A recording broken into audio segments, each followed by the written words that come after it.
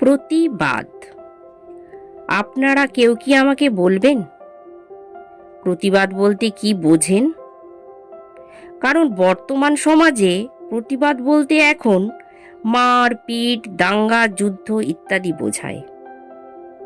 আপনি বুঝতেই পারবেন না এই প্রতিবাদটা কে কাকে করছে, কে সত্যের হয়ে লড়ছে, কে বা অন্যায়ের সাথে আপোষ করে লড়ছে।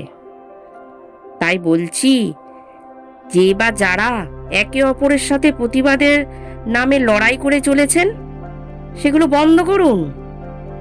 এই জগৎ সংসারে কিছু কারোর জন্য থেমে থাকে না, কিন্তু আপনার ব্যবহার আর আপনার কথা কোনো দিন মুছে যাবে না।